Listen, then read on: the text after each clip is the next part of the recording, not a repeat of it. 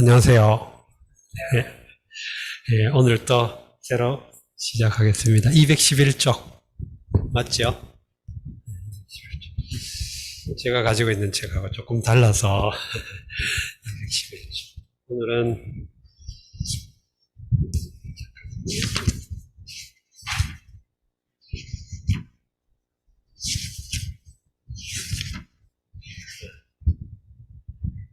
안연히 사큰을 거기죠. 네, 맞죠? 안연히 사큰을 자이왈 히라 천상여이샵다 천상여이샵다. 제가 읽을 때 여러분도 속으로 한번 따라 읽어보십시오. 안연히 사큰을 자이왈 히라 천상여이샵다 천상여이샵다. 안연히 주권을 자이 가라샤대 히라 하나리 나를 상하셨다 하나리 나를 상하셨다. 자, 이건 안연사, 이거는 사건 설명이죠. 안연히 죽었다. 아주 짤막한 그 문장인데 주어 수로로 이루어진 짤막한. 사실 죽다, 태어나다, 살다 뭐 이런 것들은 영어 문장에서도 자동사로 취급이 되니까 이런 경우에는 굳이 목적어라든가 뭐 보어라든가 이런 게 굳이 필요 없어도 문장이 성립하죠. 한문에도 당연한 것이고. 그래서 안연사 그러면 그냥 주어 수로로 된 아주 짧은 간결한 문장이 되겠습니다. 자, 여기에 대해서 이제 선생님이 말씀하셨다. 여기 이제 공자가 한 말을 어록을 지금 소개해 주고 있는데 이것은 감탄사죠. 어허 뭐 이런 그 감탄사입니다. 주로 슬플 때, 슬픔이라든가, 마음 아프거나 이럴 때, 그래서 희재, 희라, 이렇게 씁니다. 천상여, 이건 두 번 반복했는데, 똑같은 문장을 두 번 반복했는데, 하늘이 주어고, 상이 동사고, 여가 목적어예요. 하늘이 나를 상했다. 하늘이 나를 상했다. 상은 이를 상자인데, 나를 잃게 했다.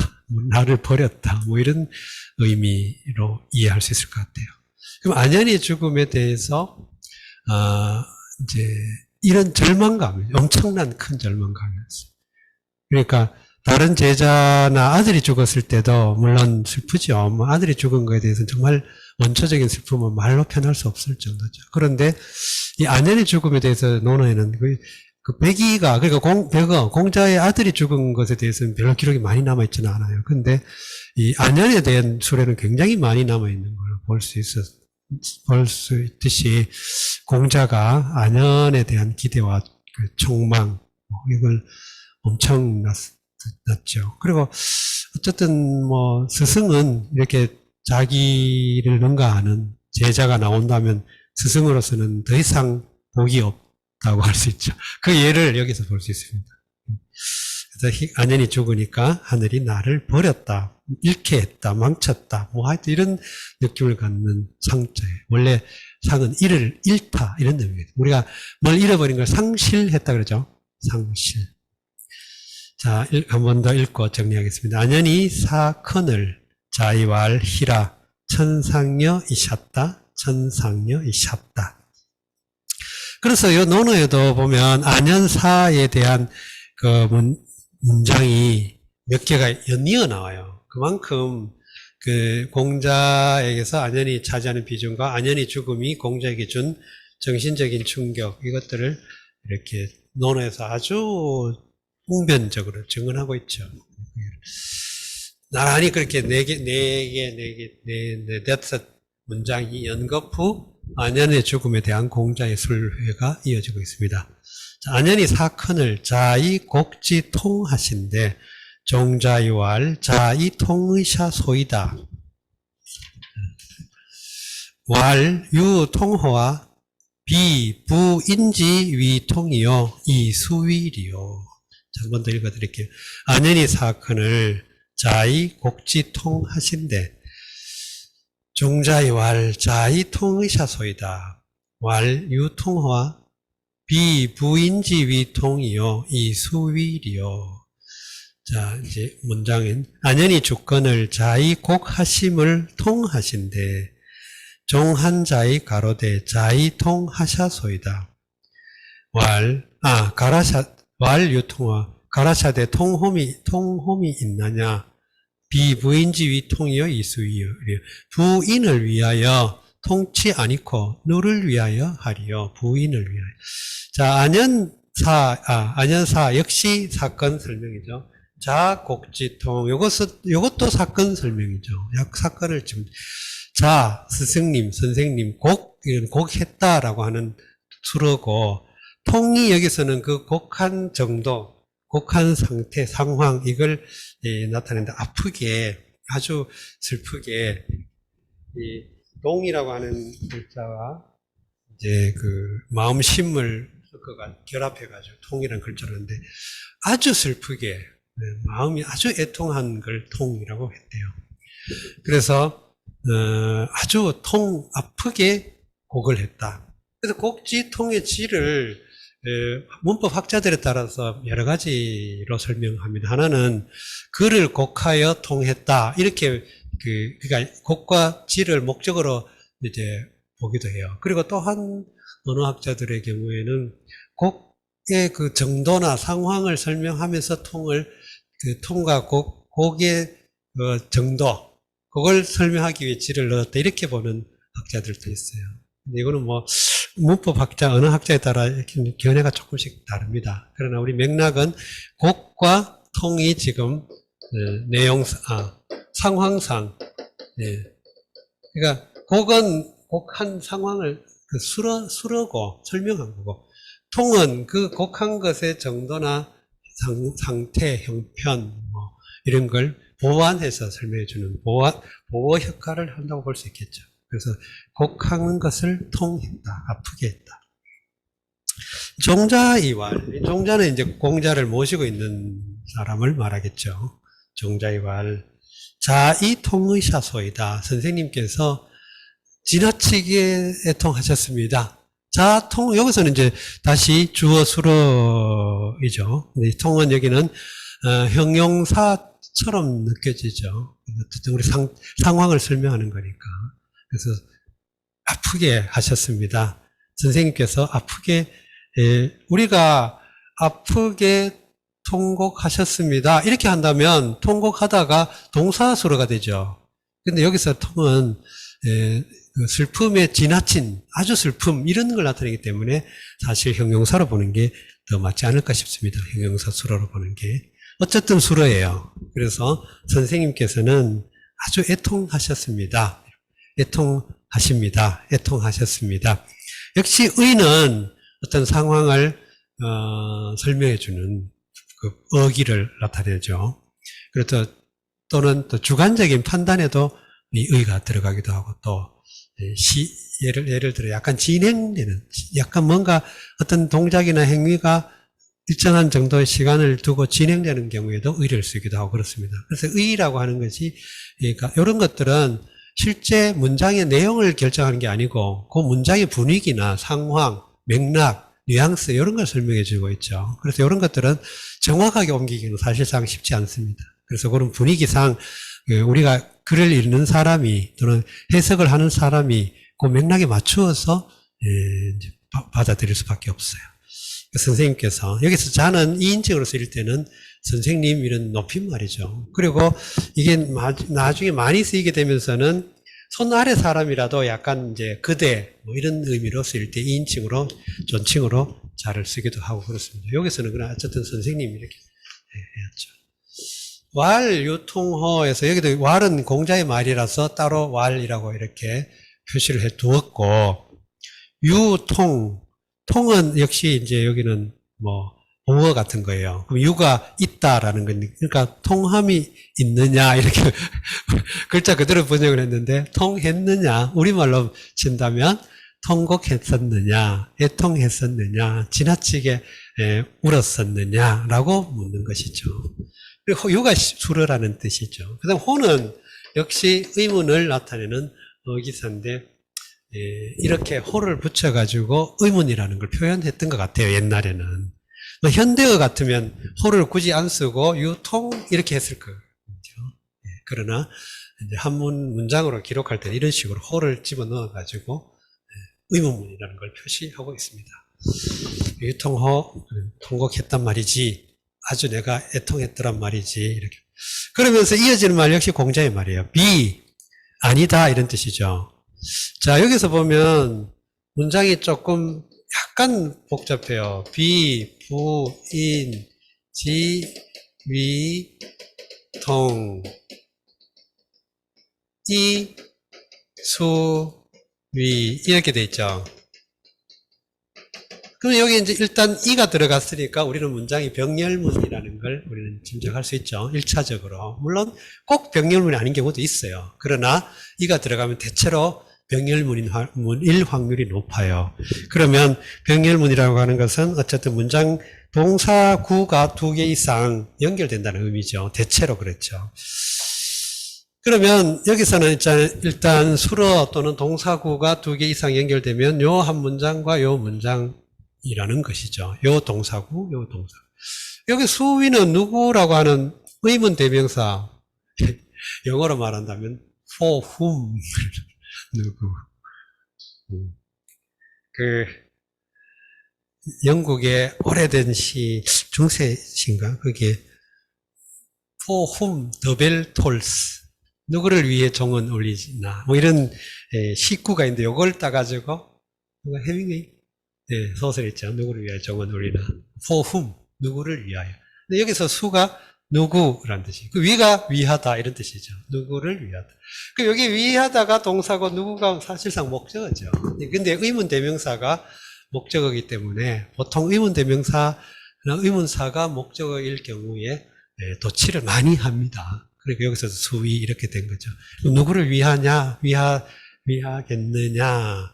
여기서는 이게 의문 대명사이기 때문에 당연히 이 문장의 이 구는 의문문이 되죠. 네.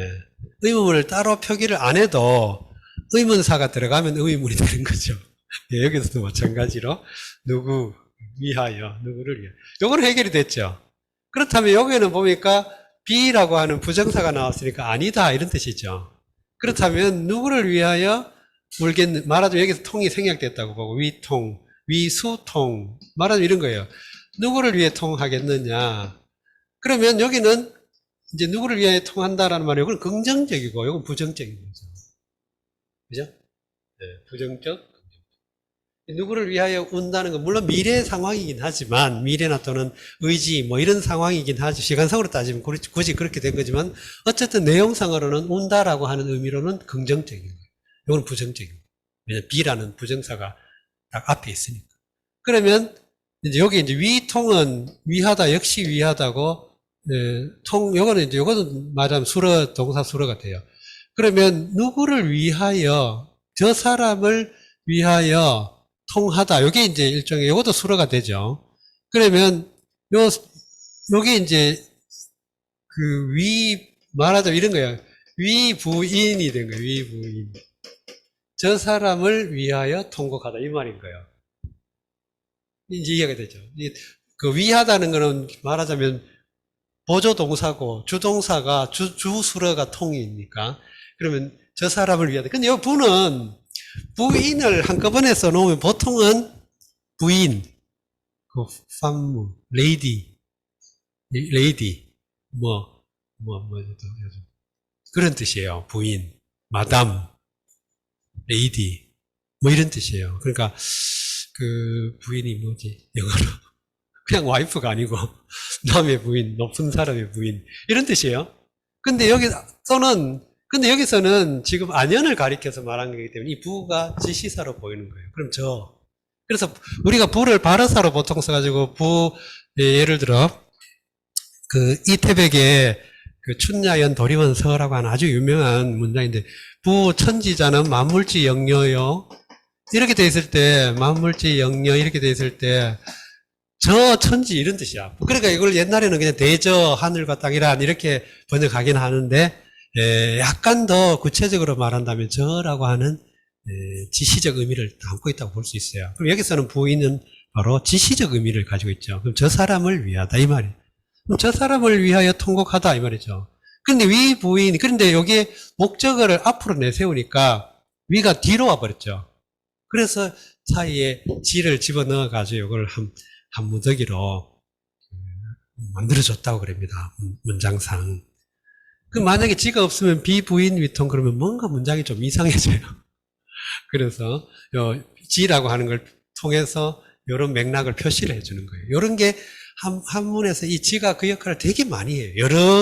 여러 맥락 속에서 다양한 방식으로 구문을 만들어주는 역할을 지가 합니다. 그래서 꼭 여기에 뭐 문법적으로 어떤 용어로 개념으로 정리되건 안 되건 상관없이 지가 들어가면 문법적 기능을 그 구문 안에서 한 구 안에서 문법적 기능을 다양하게 한다는 걸 염두에 두시고 보면 앞뒤를 이렇게 연결해서 이해하면 됩니다. 그래서 꼭 문법적으로 정돈해서 설명을 못한다 하더라도 의미 맥락상 이해를 하면 되거든요. 그러면 저 사람을 위하여 통곡하다 이렇게 된 거예요. 그런데 그렇지 않다지요. 그러니까 그러니까 우리 다시 문장을 다듬으면 저 사람을 위해 통곡하지 않고 누구를 위해 하겠는가 이 말이 되죠. 누구를 위하여 통곡하다는 말은 지금 뒤에 생략된 거죠. 수위통 생략된 거. 자, 한 번 더 읽어봐 드릴게요. 이런 정도로 자기가 통이라고 하는 게 이제 그 당시 어쨌든 군자, 사회적인 어떤 위신이 있는 사람들이 그 감정 조절을 옛날에 굉장히 중요시했고, 그래서 감정을 거르지 않고 표현하는 걸 야하다 된 거예요. 야. 조야하다 그런 거 쓰죠. 조야. 거칠 조자. 갑자기 거칠 조. 나중에 찾아보세요. 조야하다. 우리가 조잡하다 할 때 쓰는 조자인데, 그때 야라는 말은 덜 야자는 이 야는 문화와 교양이 전혀 없는 그냥 사람으로서 생산 활동만 하는 이런 걸 야인이라고 그랬어요. 야. 그러니까 야에 상대되는 게 문이죠. 그래서 문화, 야만 이렇게 하죠. 야만.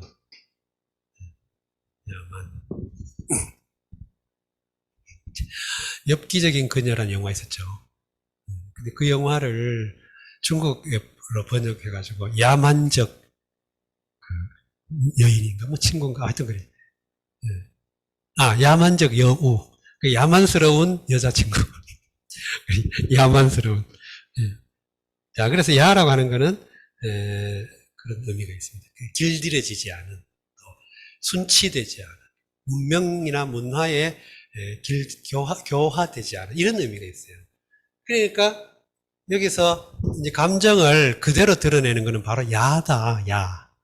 근데 이제 교양을 갖춘 사람은 그 감정을 다스릴 줄 알아야 된다.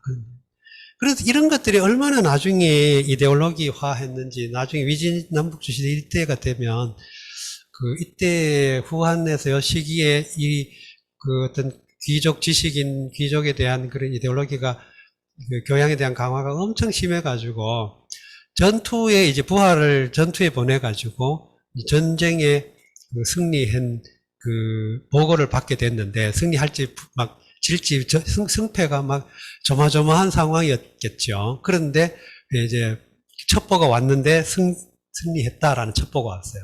그래서 이제 손님하고 대화할 때는 마치 아무 일도 없었던 것처럼 천연스럽게 대화를 하고 나서 손님이 가자마자 그 첩보를 받아 기뻐 날뛰어가지고 신발이 벗겨졌다 뭐 이런 사건이 있었어요. 그래서 그 사람을 흉봤던 흉보는 그런 기록이 있어요. 그 정도였어요.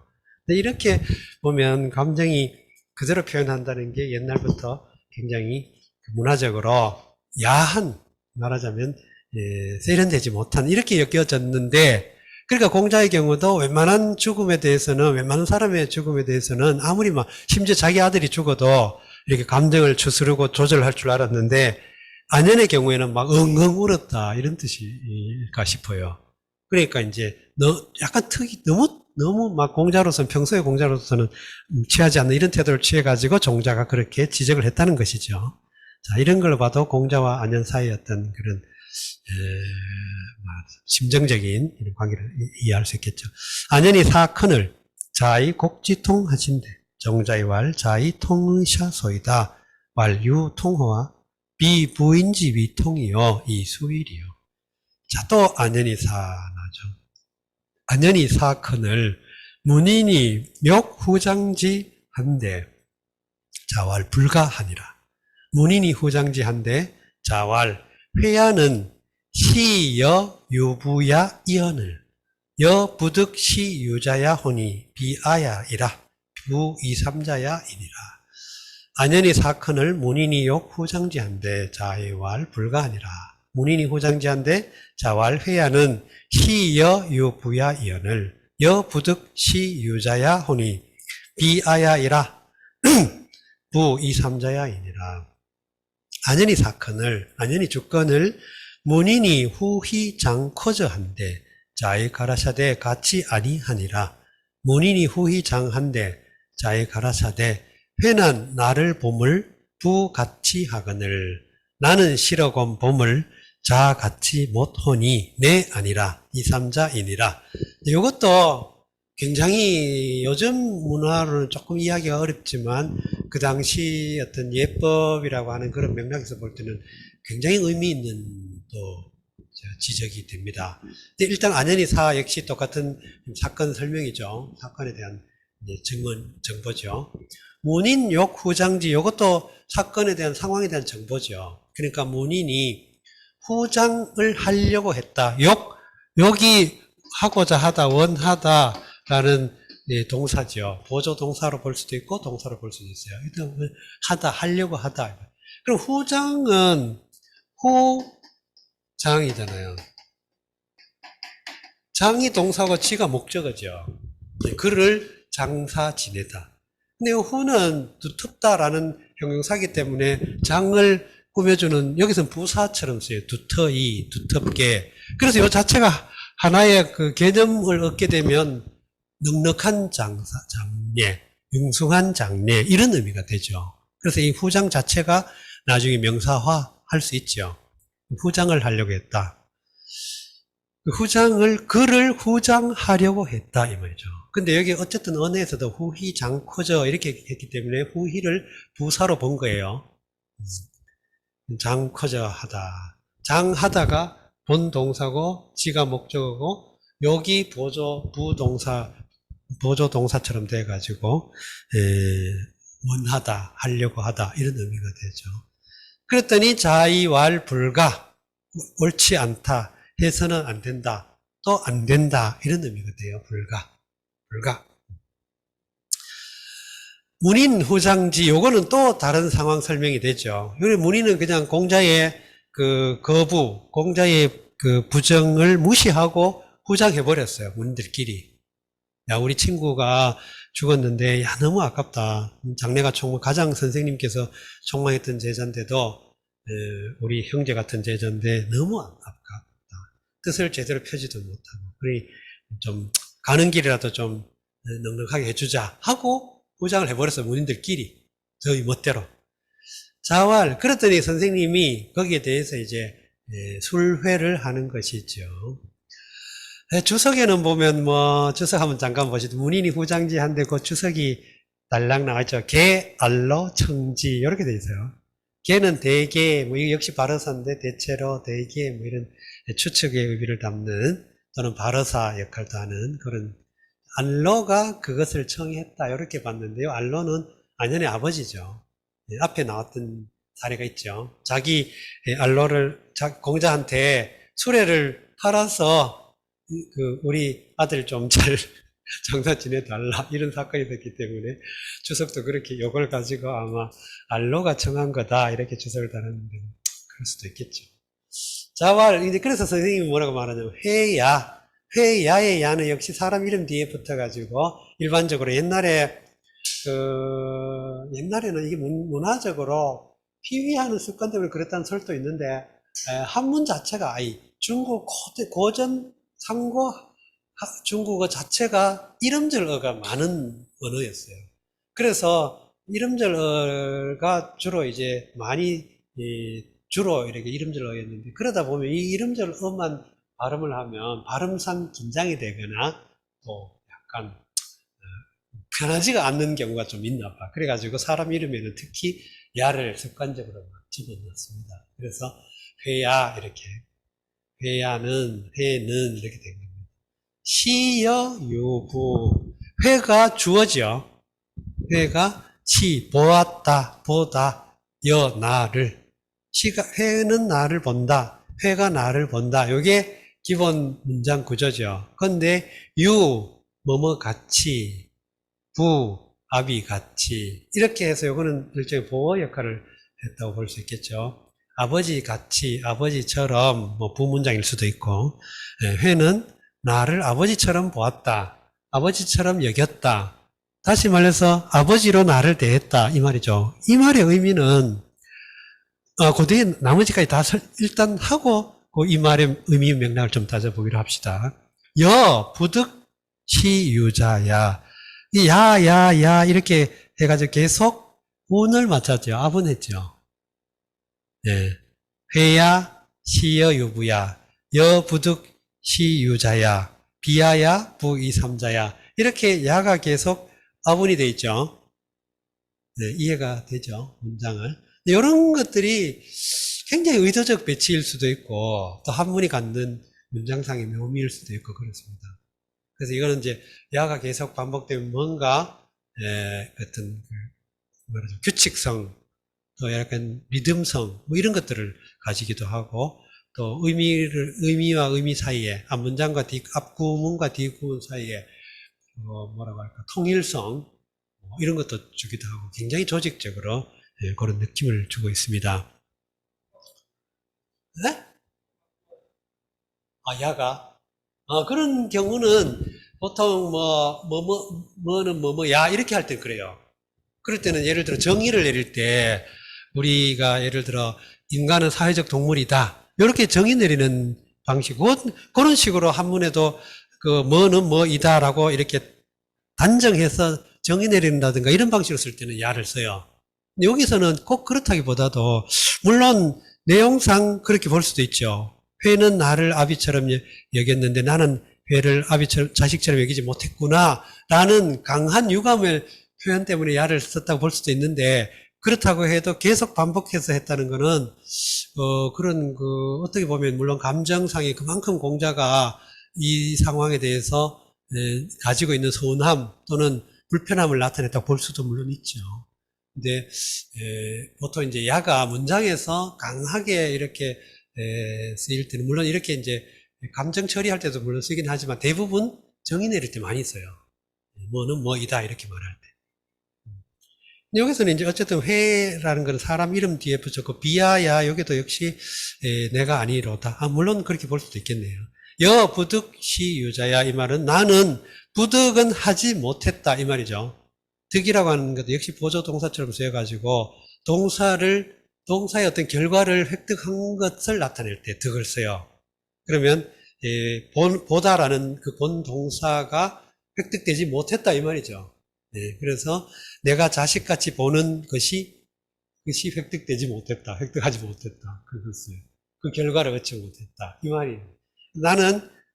나는 자식처럼 보지 못했도다. 여기서 시라고 하는 게 꼭 보다, 눈으로 보다, 이런 의미도 되지만 사실은 대하다, 이런 의미도 되겠죠. 우리가 본다라는 말은 굉장히,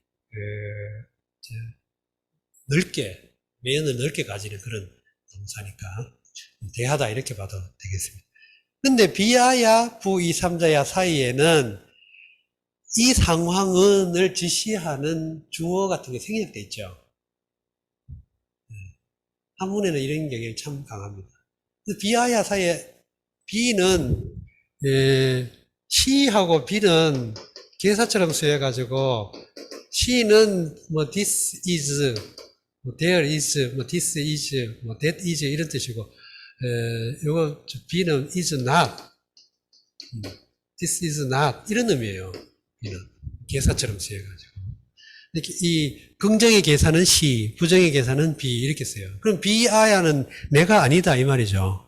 그러면 뭐가 내가 아니냐? 이 상황을 초래한 것은 내가 아니다 이 말입니다. 이런 상황을 초래한 것은 내가 아니다. 부, 이, 삼자야 역시 여기는 부가 역시 지시사로 이렇게 된 거고 이 삼자는 불특정한 소수의 사람을 가리킬 때 이 삼자 이렇게 씁니다. 앞에 몇 번 나왔죠.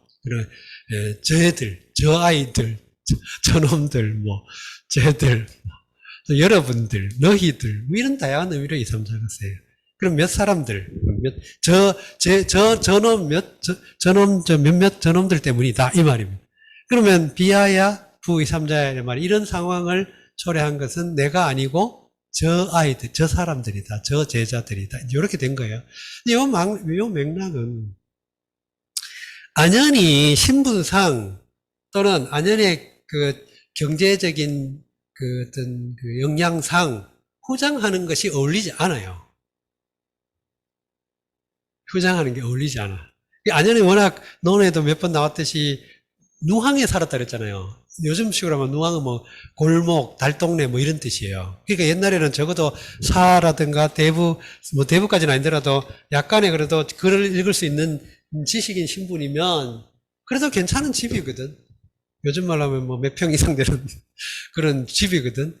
그렇죠. 근데 누항 그러면 그야말로 골목인 거예요.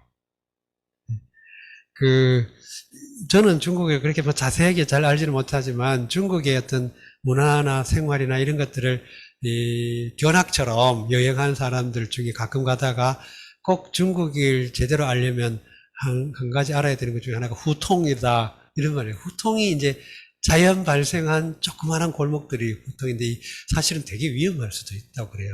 아무튼 그런 것처럼 그런 게 누항이죠. 누항. 그야말로 그냥 감남을려들이 어울려 살아가는 마을, 동네, 골목, 달동네 우리말로.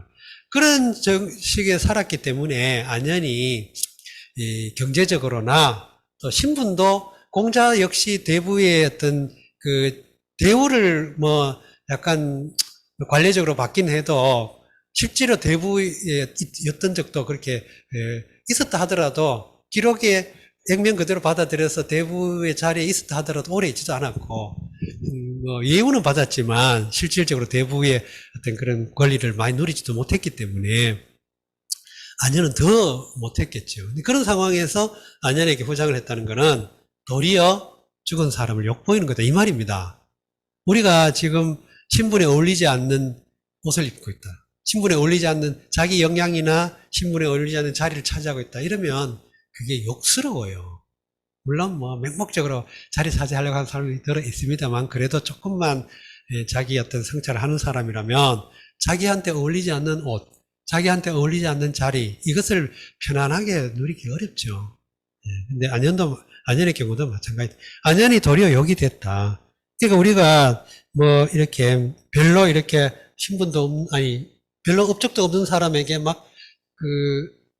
기념비 세워주고 이러면 좀 이상하잖아요. 사람들마다 욕하죠.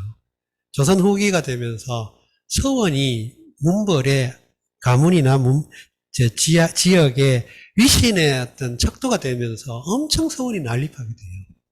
그러다 보니 원래 서원 정도 되려면 특히 또 사역서원까지 되려면 굉장히 뚜렷한 공적을 세워야 되는데 나중에 그거는 요식행위처럼 돼가지고 자기들끼리 말하자면 요즘 말하면 표창장 같은 거 줘가지고 자기들 마음대로 짓기도 하고 그랬다고 그래요. 그 정도로 서원이 난립했다고 하는데 그런 것들은 욕이죠. 그러니까 안연의 경우 공자가 안연에 대해서 안연과 그 제자들과 관계에서 안연의 그 장례와 관련해서 순례한 것은 공자로서는 굉장히 뼈아픈 지적이라고 할 수 있습니다. 나는 안연을 그대로 정말 안연을 내가 내 자식이라면 이렇게 장사 안 지낼 거다. 그런 맥락입니다. 안연이 사건을 문인이 욕 후장지한데 자의왈 불가하니라. 문인이 후장지한데 자의왈 회야난 시여 유부야 이언을 여 부득시 유자야 허니 비하야이라 부 이삼자야 이니라. 아주 탄식하는 말하자면 공자로서는 서운해하는 그런 느낌입니다. 계로이 문사 귀신한데 자의왈 미능사인이면 언능사귀리요. 간문사한호이다 왈 미지생이면 언지사이리요. 계로이 문사 귀신한데 자의왈 미능사인이면 언능사귀리요. 간문사한호이다 왈 미지생이면 언지사이리요. 계로의 귀신 섬김을 묻자온데 자의 가라사대 능히 사람을 섬기지 못하면 어찌 능히 귀를 섬기리요. 감히 살을 묻잡노이다. 가라사대 생을 아지 못하면 어찌 살을 알리요. 계로는 자로이죠. 자로가 둘째라서 셋째인가 보죠. 백중숙기 막내인가 보네. 막내 아들인가 보네. 아무튼 그래서 계로 이렇게 말한 거는 자로가 그 형제 서열로는 아마 막내였나 봐요. 그래서 계로라고. 계로가 사귀신을 물었다. 계로가 물었다. 사귀신을. 문이라고 하는 거는 자로의 행동을 나타낸 거고, 사귀신은 그 물음이라고 하는 내용을 지금 따온 거예요. 그래서 귀신 섬김, 귀신을 섬기다라는 동사 목적어 구문을 사귀신이라는 동사 목적어 구문을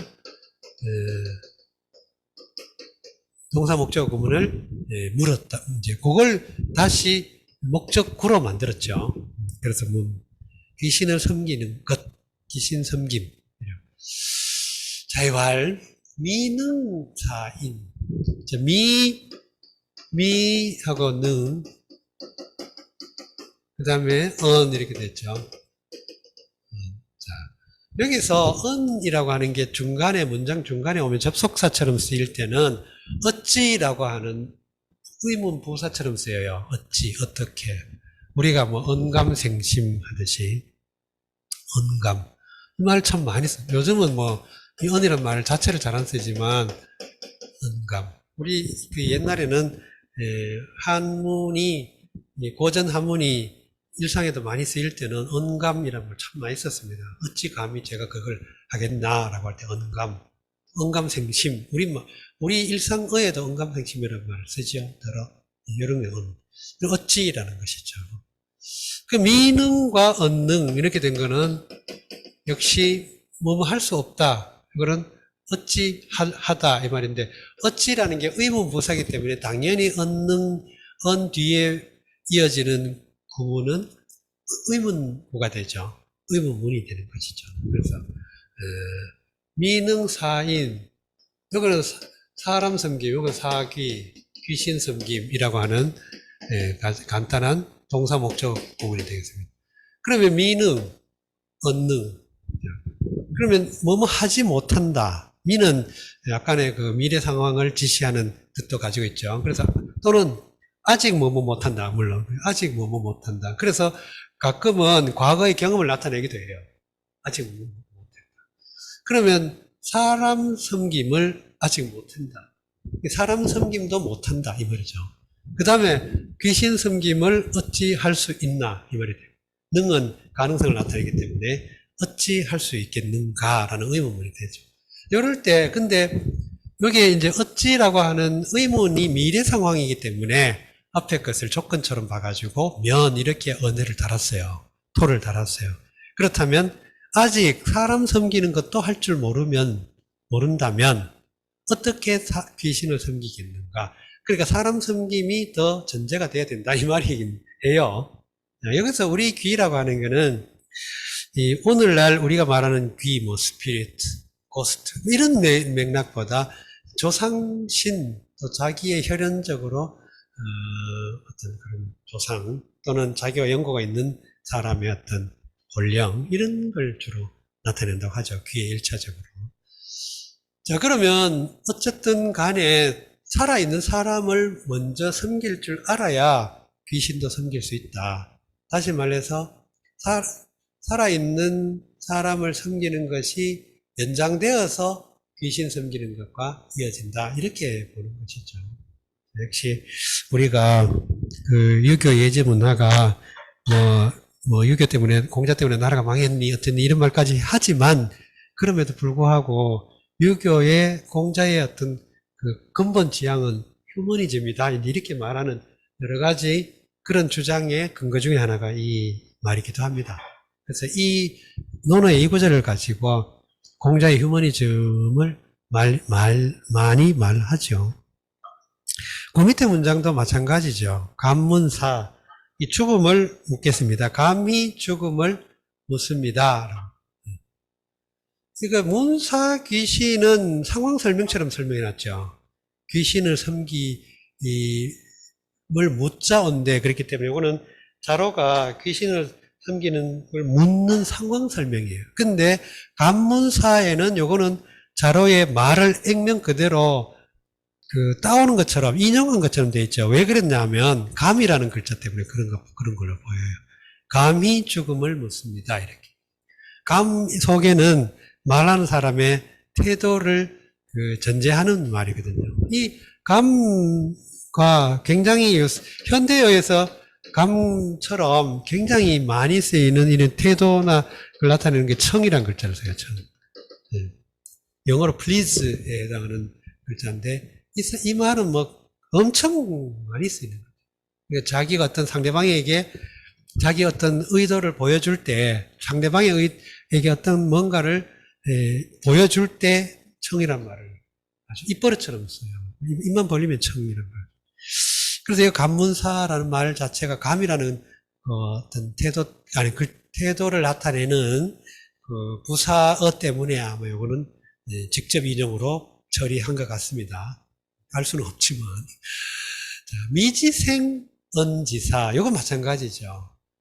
삶을 알지 못하면 어떻게 죽음을 알겠는가? 이 말은 죽음이라고 하는 형이상학적인 원초적인 이런 문제의식을 가지려면 삶의 태도, 삶에 대해서 먼저 성찰해야 된다. 그런 볼 수 있죠. 그리고 이거는 사실상 죽음이나 귀신이나 이런 문제는 불가지의 문제죠.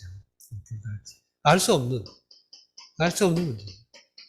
그래서 칸트의 그 순수 이성 비판의 그 이율 배반이 바로 이 문제를 이율 배반으로 처리해요. 이거는 뭐 긍정도 안 되고 부정도 안 되고 우리의 순수한 알미라는 관점에서 볼 때는 이건 부정도 할 수 없고 긍정도 할 수 없는 문제라는 거예요.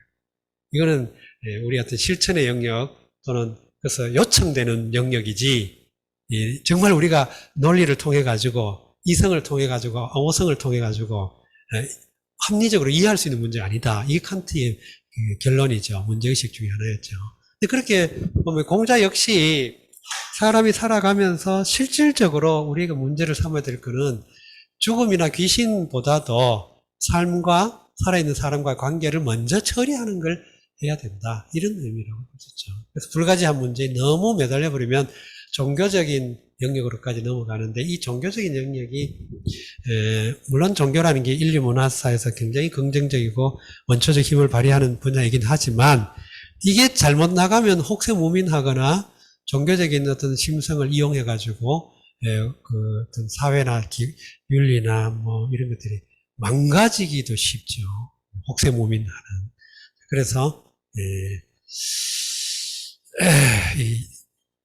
공자가 자로의 물음에 이렇게 대답했던 것이 아닐까.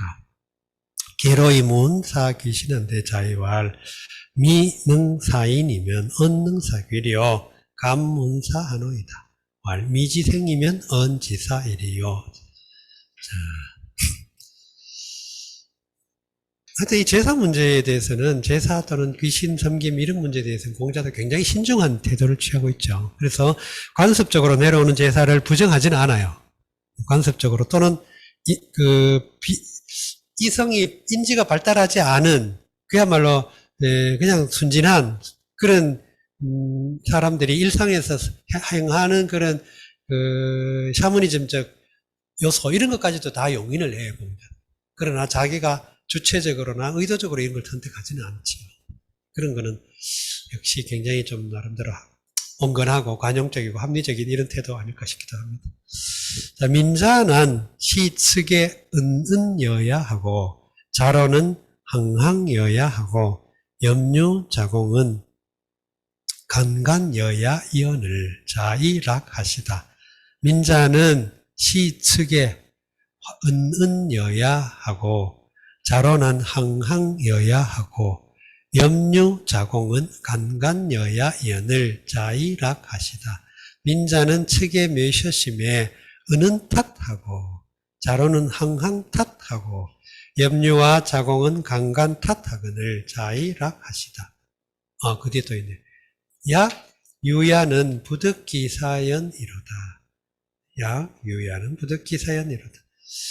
유가탄이는 그 살을 득지 못할 듯 하도다. 자, 요게 공자와 제자 사이의 그 평상시 이 모습을 제자와 스승과 제자가 이렇게 화기애애하게 어쨌든 그 교육 공간에서 어쨌든 화기애애한 인간관계, 교우 관계를 유지하고 있는 모습을 마치 스냅 사진 찍듯이 사진으로 찍어 놓듯이 이렇게 짤막하게 증언을 했는데 굉장히 어떤 이미저리가 있죠. 느낌이 뭔가 그림으로 그릴 수 있을 정도로 굉장히 느낌이 딱 옵니다.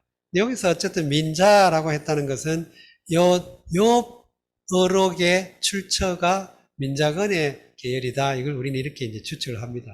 민자건 쪽에서 흘러나온 어록일 거다. 어원이, 출전이.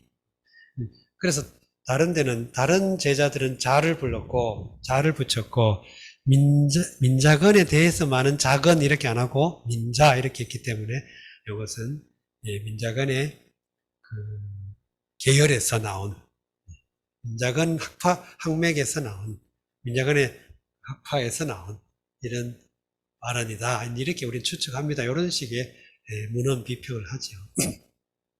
시는 못이다 라고 하는 수로, 동사 수로고, 측은 곁이죠, 곁. 사이드, 옆에.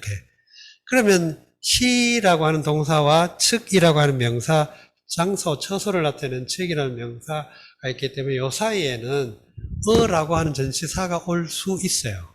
원래 원학은 오지요. 그러나 이렇게 전치사는 생략하는 어 같은 경우에 많이 생략되기도 합니다. 한문에 그런 게 많아요. 그래서 이걸 일률적으로 여기 너무 형식적으로 따질 필요는 없을 것 같아요. 시어 측 분명히 만약에 이 글을 말을 한 사람이 측이라고 하는 장소성, 처소성을 강조했더라면 어라고 하는 전치사를 넣었겠죠.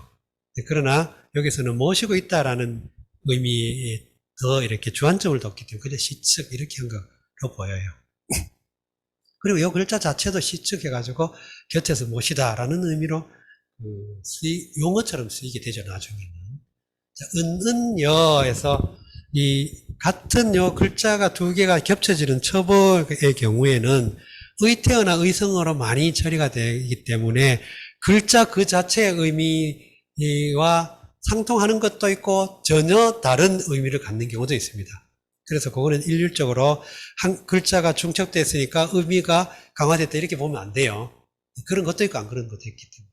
그래서 이런 경우는 의태어나 의성어로 처리되는 경우이기 때문에 이런 경우는 뜻이 배가 되는 것도 있지만 꼭 그렇지는 않다. 이렇게 이제 염두에 두시면 되겠습니다. 그 다음에 이렇게 의태어, 특히 의태어의 경우 여라든가 연이라든가 언이라든가 이렇게 해가지고 앞에 이렇게 이제 두 개 처벌을 집어넣고 뭐뭐여 또는 뭐뭐연 또는 뭐뭐언 이런 식으로 해가지고 그 의태어를 그 상황을 설명을 해줘요. 여기 굉장히 논어에도 이런 용어가 다 나오죠. 나옵니다. 나중에 향당 우리 지난번 지나갔죠. 10편에 그 향당에 보면 이런 여 형태로 처리된 게 되게 많았죠. 그리고 여기도 마찬가지로 오늘도 여가 나왔는데 연 또는 언도 쓰입니다. 이런 경우에는 어쨌든 뭐뭐 하듯이 했다, 뭐뭐처럼 했다, 뭐뭐인 것 같았다, 뭐 이런 식의 어쨌든 우사화하는 것이죠. 그 다음에 이제 은은 그 화기애애하다 이런 뜻으로 써요. 은는 합쳐가지고 화기애애하다. 자, 그 다음에 자로는 항항 여기 원래는 이 행인데 갈행인데 이 항으로 읽었죠. 항으로 읽으면 여기는 이 항자 또는 이 항자 이런 의미로 써요. 주로 요런 이 항자는. 그래서 여기는 강직하다 이런 의미로 쓰인 겁니다. 항이 강직하다, 강직한 모양. 항항 그러면 강직한 모양. 자로의 성향이 딱 나타나죠. 아주 막 자부심 넘치고 내가 누구한테도 내가 머리 숙여 본 적이 없다 하는 아주 막 이 기골이라든가 기질이라든가 이런 것들이 막 굉장히 호협하고 호방하고 호탕하고 이런 느낌이 팍 드러나죠. 애짱도둑하고. 근데 이 행이라는 글자가 항으로 읽히는 용례가 이것 말고도 이 태항산 맥이 있어요, 중국에. 태항산 또는 태항산맥 이렇게 하도 커가지고 산맥인데 이제 그 중심산이 태항산이라서 태항산이라고 하고 그 태항산을 포함하고 있는 그 산줄기를 태항산맥 이렇게도 하는데 우리가 중국의 그 산동성이라는 성이 있죠. 산동성. 우리나라 지도가 이렇게 있고 이렇게 이게 중국 지도 그리기 좀 쉽죠. 여기 산동성인데 이 산동성 중심에 노나라하고 제나라를 가르는 지역, 옛날에 그 지역을 가르는 태산이 있었어요, 태산. 우리가 말하는 태산. 태산이 높다 하대. 태산. 그런데 이 산동성 서쪽은 당연히 산서성이겠죠. 이건 산동. 이 산동은 아주 고대부터 한반도하고 그 문화적인 친연성이 되게 강하던, 왜냐면 바다를 하나를 사이에 두고 있기 때문에 이렇게 막 돌아다닐 수 있었기 때문에 친연성이 많고 또 고구려가 망하고 이정기라고 하는 그 고구려계의 무장이 이 산동성 옛날에 제나라 지역을 차지해가지고 상당 기간 동안 독립된 준독립적 왕국을 이루었는데 그걸 치청이라고 해서 치청이라고 하는 나라가 있었습니다. 이정기가 세웠다고 하는 고구려 유민들이. 그러니까 산동성이 그렇게 어쨌든 한반도와도 친연성이 있는 이런 지역인데, 그리고 전통적으로 이 지역을 다 동이라고 불렀어요. 동쪽 그 지역이라고 해요. 동이라고 불렀는데, 이 산동과 산서를 경계를 뭘 기준으로 산동, 산서 따지면 바로 이 태항산을 기준으로 한다고 합니다. 그래서 태항산 동쪽에 있는 지역을 산동, 태항산 서쪽에 있는 지역을 산서 이렇게 말하는데, 그때 쓰기는 행으로 써도 읽을 때는 태항산으로 이렇게 읽어요. 이런 것들은 관습적 읽기인지 원래 항인지는 잘 모르겠어요. 문자하게 밟지 못해가지고. 그러니까 여기는 어쨌든 자로는 항항여야 이렇게 읽습니다.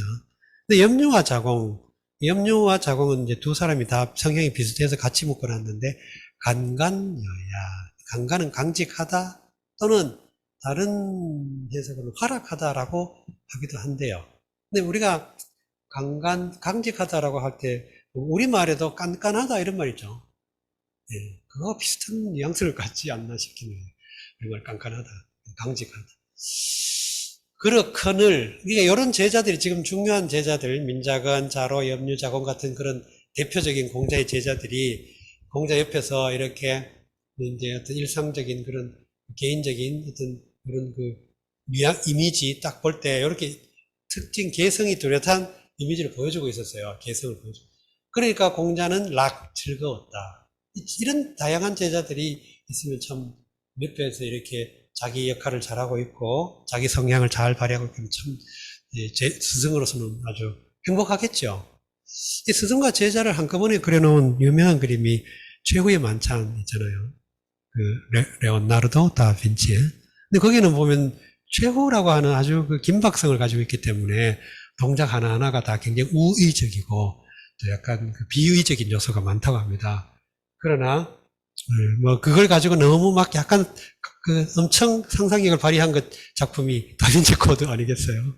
근데 그거는 너무 좀 약간 음모론에 그렇고, 실제로 어쨌든 레오나르도 다빈치의 최후의 만찬 같은 게 보면 각 제자들이 예술을 중심에 두고서 좌우로 이렇게 벌려있는 제자들의 그 개성이 또는 어떤 말하자면 제자의 성향이 그림 속에 나타난다고 보거든요. 근데 그처럼 여기도 보면 지금 공자가 이렇게 앉아있고 중간에 가운데 제자들이 이렇게 둘러가지고 자기 이렇게 자연스럽게 이렇게 앉아있는 모습 또는 행동하는 모습을 보여주는데 근데 여기에 대해서 요거는 자이락하시다 요거는 상황 설명이죠. 상황에 대한 증언이죠. 근데 그 다음에 약유야 요거는 공자의 말이라고 할 수 있어요. 그러면 근데 왜 이 말만 달랑 나왔냐? 아마 이거는 제 생각에는 순전히 주관적인 생각이긴 하지만 이 텍스트가 전승되는 과정에서 요것만 있었기 때문이 아닐까 싶어요. 왜냐하면 약유야 이렇게 해서 유 같은 이는 유 같다면 이렇게 굉장히 전제나 제한이나 단서를 달고 있어. 그렇다면 유만 특별히 그렇게 할 이유가 없잖아요. 그죠? 그래서 민자는 은는 했고 염유자공은 간간했으니까 그 사람들에 대해서는 뭐라 했을 거라는 말이지. 근데 유는 간간했기 때문에 너무 강직했기 때문에 이 말이에요. 유 같은 사람은 이렇게 부득기사연이로다. 부득기사연이로다.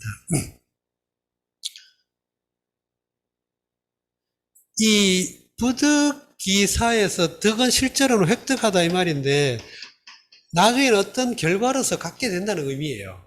그러면 내가 의도적이거나 의식적으로 노력해서 획득한 경우에 원래 득이 쓰인 것이지만 나중에 이 득이 나중에 보조동사처럼 쓰이고 나중에는 현대 중국에 오면 상태 동사의 상태 보어로 쓰이거든요. 상태 보어, 결과 보어 이런 걸로 쓰여요. 그렇게 되면 그런 것처럼 이 득이라고 하는 것은 내 의식과 의지와 관계없이 어떤 결과를 얻게 된 걸 득이라고 한다는 거예요.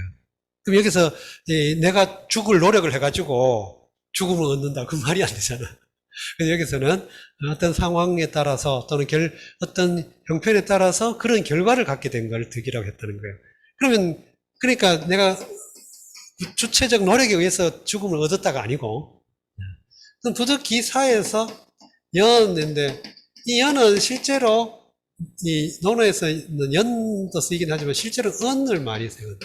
여기는 이제 약간 그 상황을 단정적으로 설명하거나 뭐 이렇게 할 때 이렇게 문장 끝에 쓰이기도 합니다. 근데 그러면 연이든 은이든 뭐 이제 그럴 것 같다 이런 약간의 추측의 의미가 이제 담겨 있다고 볼 수 있겠죠. 근데 뭐 너무 단정한다고 보기는 좀 어렵죠. 못할 듯 하다 이 말은 못할 듯 하다. 이 듯이라는 말이 쓰였던 것 같아요. 유 같으면 못하. 그러니까 약이 실질적으로 연이라고 하는 약과 연이라고 하는 것이 서로 어기를 호응하게 된다고 볼 수 있죠. 자, 그러면 여기서 기사에 기가 왜 나왔냐 하면 그냥 사 그러면 죽는다 뭐 하는 그런 일반적인 이제 그 개념이지만 기사에서 지시사가 있게 되면 정상적인 또는 자연적인 또는 뭐 어떤 일정한 그 패턴이나 결과에 따라서 저절로 갖게 되는 이런 의미를 가지고 있어요. 그러니까 여기서 기사를 얻지 못했다, 제대로 죽지 못한다 그 말이죠. 재죽음을 죽지 못한다. 그러면 비명횡사할 거다 이 말이죠. 이게 일종의 예언 같은 것처럼 제가 실제로 말이 씨가 돼가지고 이제 그 자로는 비명횡사하죠. 비명횡사도 자기 운명이 아닌 자기에게 주어진 운명이 아닌데 사에 걸렸다. 행이라고 하는 건 곁에서 이렇게 정상적인 루트 통로가 아니고 비정상적인 통로로 이렇게 침습하는 그걸 행이라고 해요. 그래서 횡재했다. 로또 당첨되면 횡재했다. 그죠? 우리가 정상적인 노력에서 의해서 얻는 게 아닌 횡사, 횡령, 횡도 많이 씁니다. 가로니까 정상적인 직이에요. 그러면 횡은 가로니까 이거는 비정상적인 거죠. 자, 일단 여기 하고 좀 쉬겠습니다. 민자는 시측에 얻는 여야하고 자로는 항항여야하고 염유자공은 간간여야 이언을 자이락하시다. 약유야는 부득기사연이로다. 쉬었다고 하겠습니다.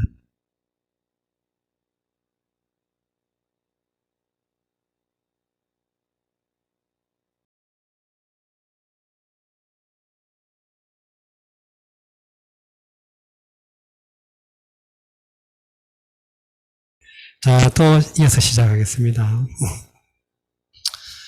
노인이 위장부 이러니 민자건이 왈 인구관 여지하오 하필 계작이리요. 자왈 부인이 불언연정 언필유중이니라.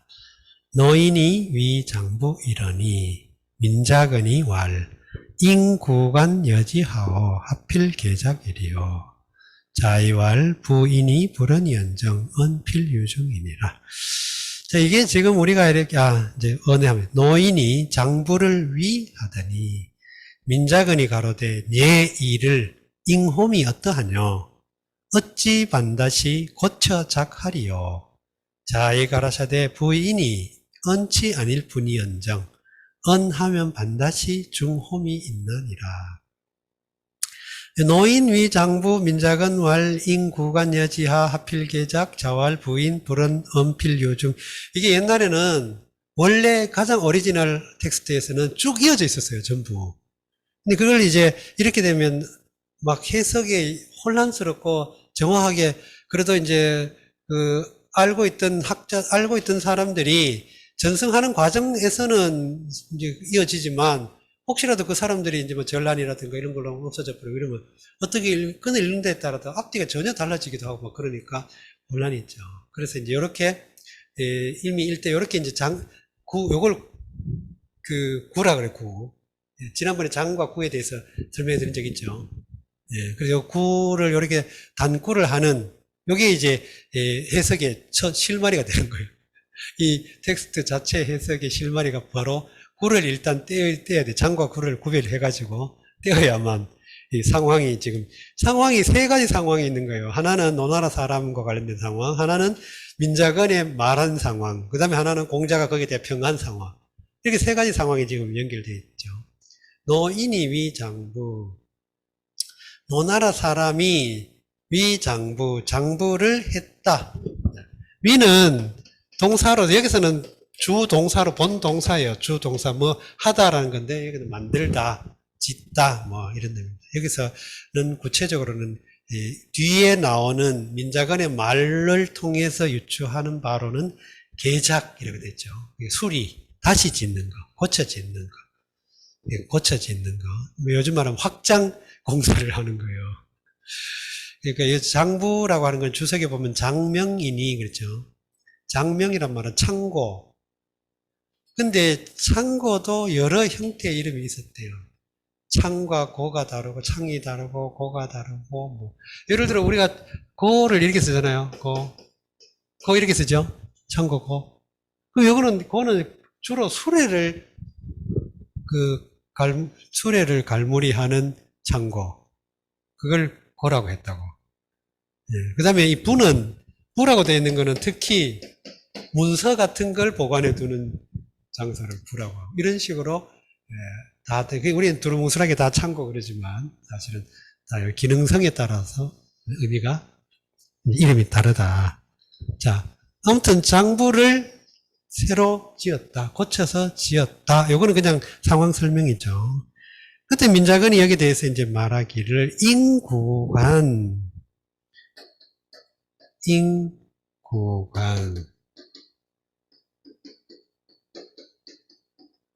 여기서 잉이 동사고 구간이 목적어가 됐어요. 여기서는 원래 잉이라고 하는 글자는 인할잉, 이게 자절에 찾아보면 인할잉 이렇게 돼 있어요. 잉.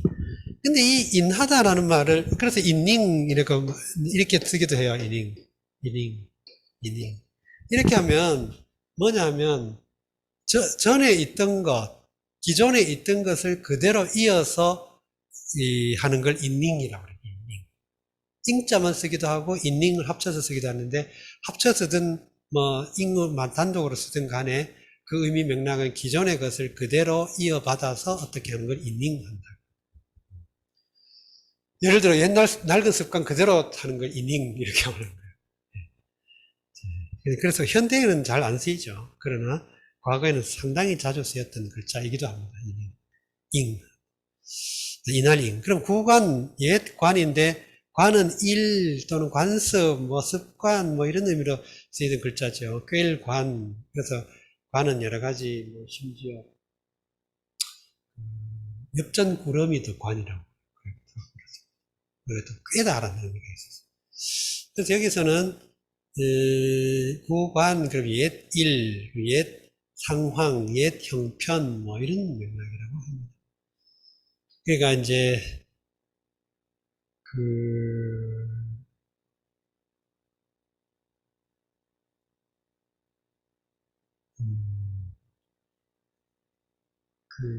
말하자면 있던 그대로 창고가 있던 그대로를 뭐 그대로 써도 된다 그 말이죠. 그대로 써도 굳이 새로 지을 것 없다. 여지하라는 말은 어떠하냐 이 말인데 사실 독립적으로 하여 이런 말을 써요. 독립적으로 쓸 때는 어떠하냐라고 할 때는.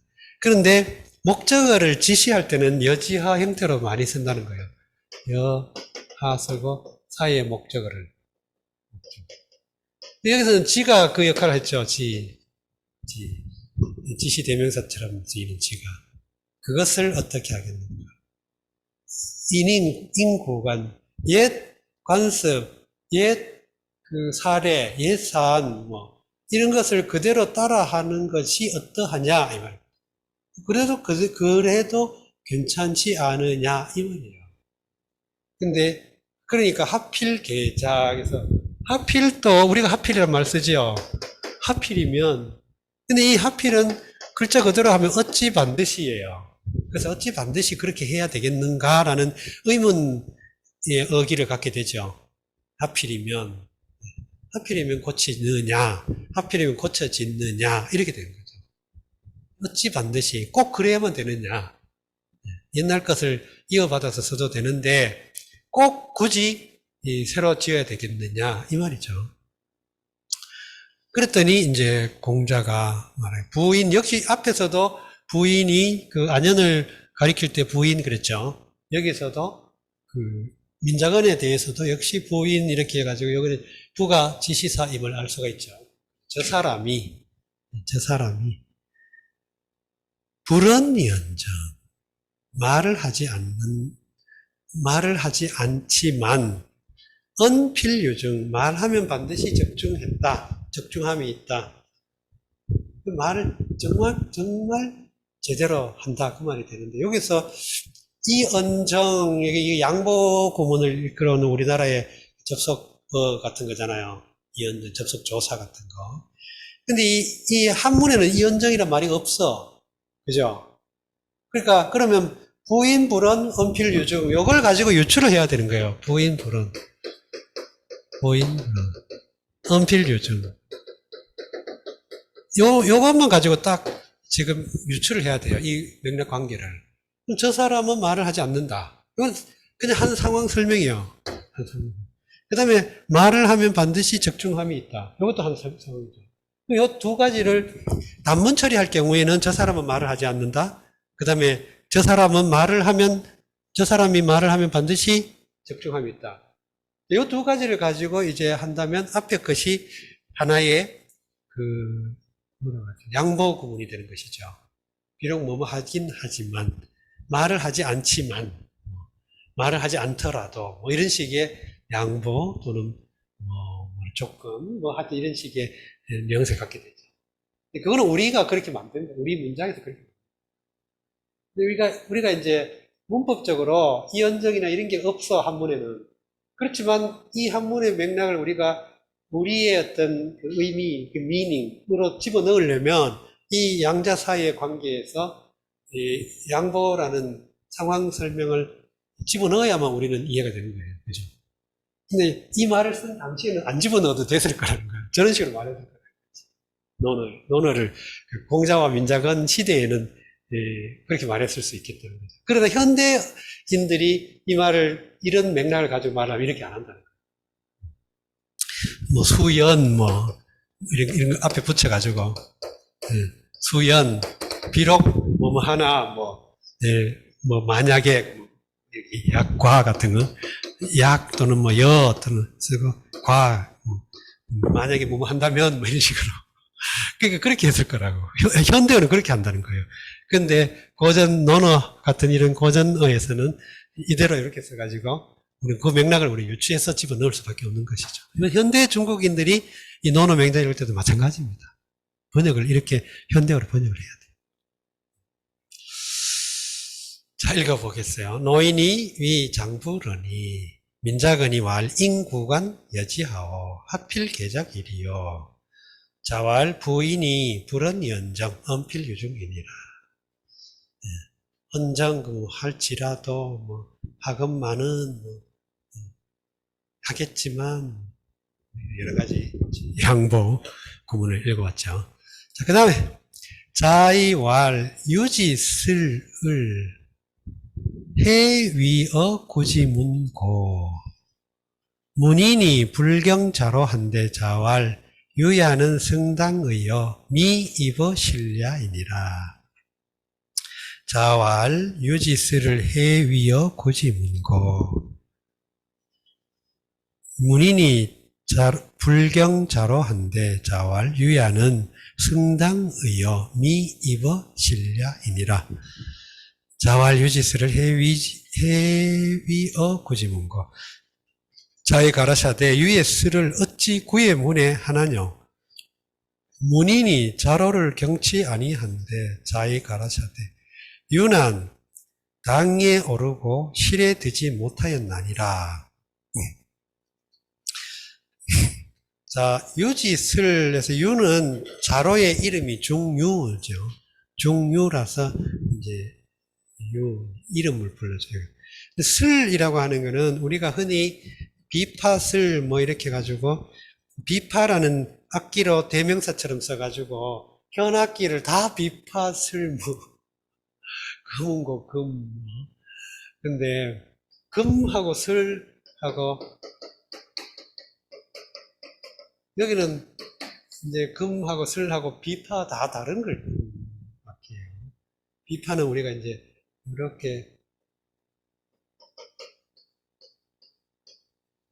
이렇게 생긴 게 비파죠. 약간 이렇게 생긴 거. 여기 비파고 금하고 술은 다 이렇게 생긴다.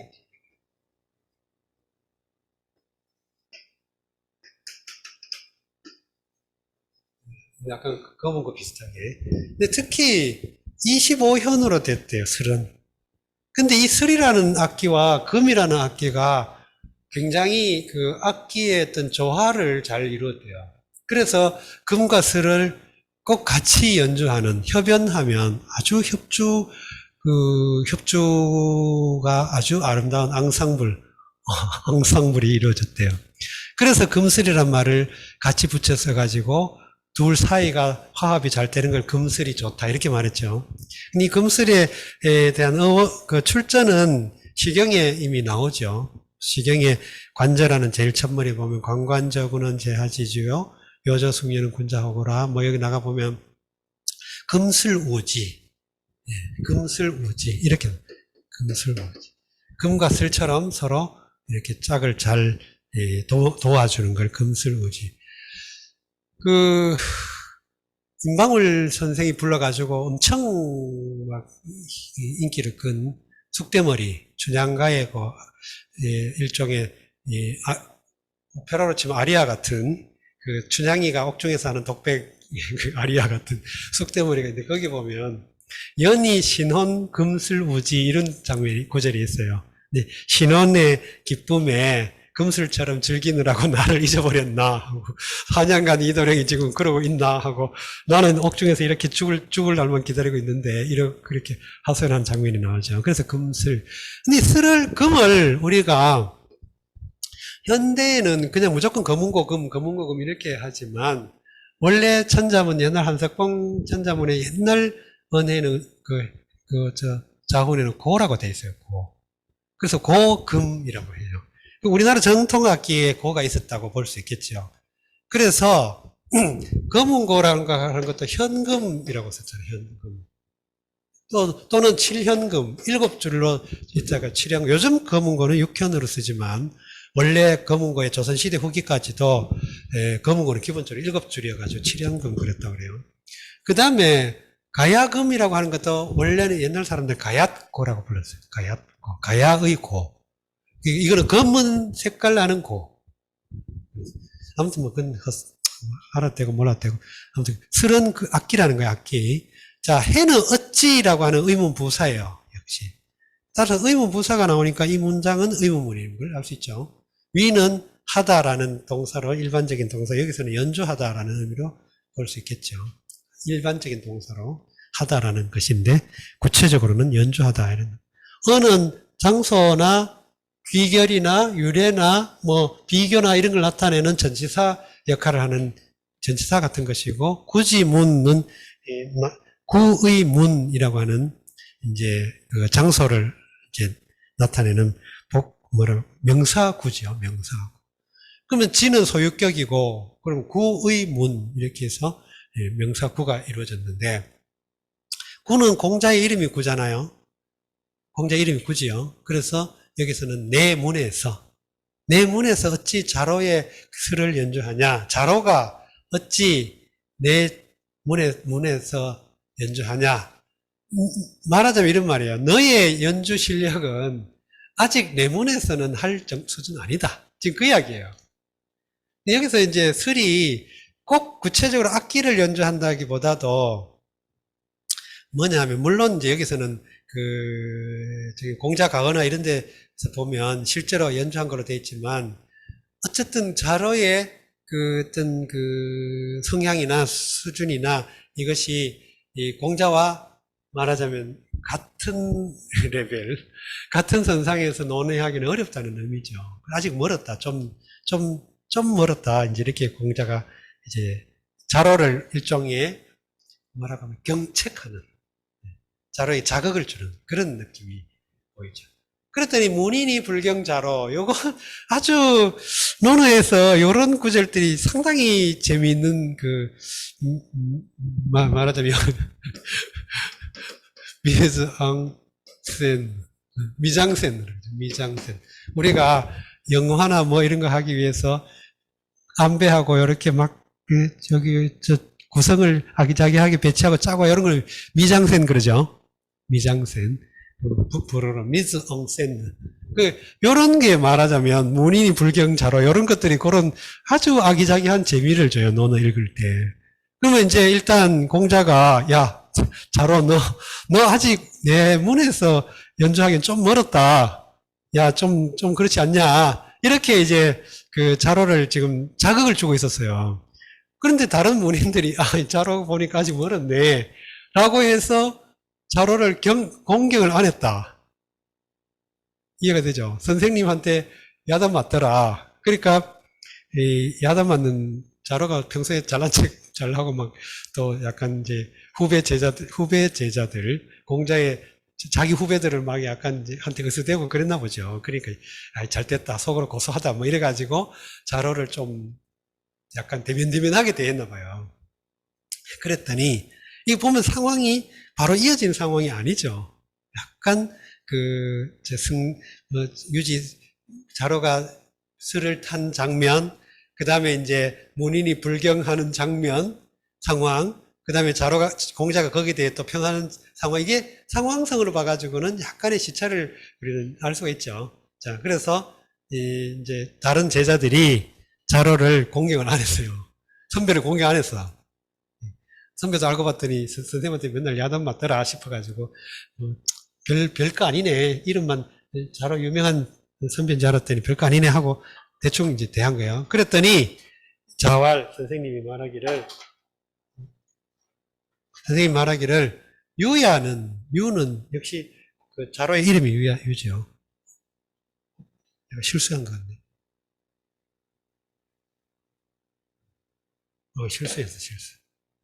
아무튼 유야는 승당의, 승은 오를 승자죠. 오를 승. 오르다. 어디 오르다.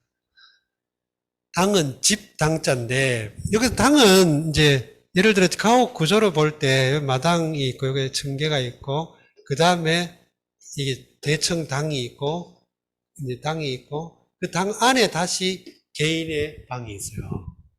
그럼 당은 여기는 이제 대청 같은 게 포함되는 거죠. 그럼 이 청계, 월대, 청계, 계단, 이렇게 마당, 한 몇 단 이런 식으로 있어요. 궁전, 우리가 경복궁 같은 궁전을 생각해 보면 좋겠죠. 그럼 그 전 안에, 이 큰 건물 안에, 본 건물 안에, 이렇게 당이, 이게 전체가 집인데, 당이라고 이렇게 당이 있어요. 여기까지는 들어왔다. 올랐다. 근데, 요 공자가 따로 기거하는 더 중심이 되는, 그걸 말하자면, 우리가 이제 큰 건물을 또 가보면, 로비라든가, 이런 것들은 당이죠. 근데, 요 방은 더, 이제, 예를 들어, 연구실, 뭐 사장실, 뭐 이런 실. 그러니까 유는 역시 사람 이름 뒤에 야 붙인 거 승당의 당에는 올랐도다라고 하는 그 어기가 나와 있죠. 주관적 판단, 평가 또는 뭐 그 진행 뭐 이런 어기를 간다 그랬죠. 당에는 올랐다. 당에는 올랐다. 미입어실야 아직 실에는 들지 못했다. 아직 못했다.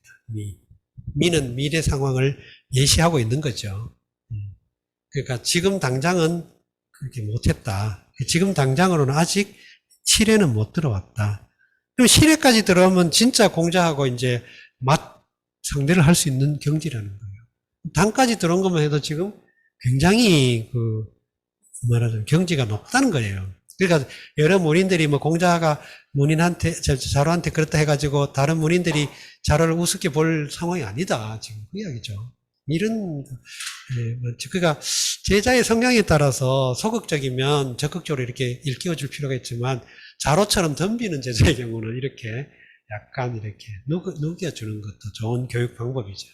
이런 것들 보면 공자가 평소에 자로 스승과 제자 사이의 관계라든가 또 제자의 성향에 따라서 그 한 인격을 만들어가는 그 공자의 어떤 아주 디테일한 그런 면모를 볼 수 있습니다.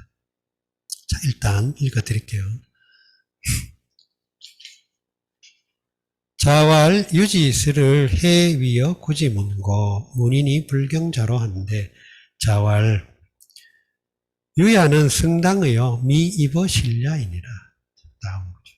자공이 문 사여 상야이 숙현인이 있고 자이왈 사야는 과하고 상야는 불급이니라.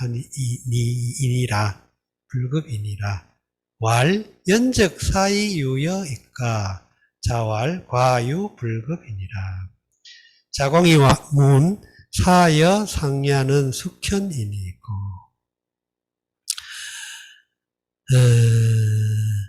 자왈 사야는 과하고 상야는 불급이니라. 왈 연적 사이 유연이니까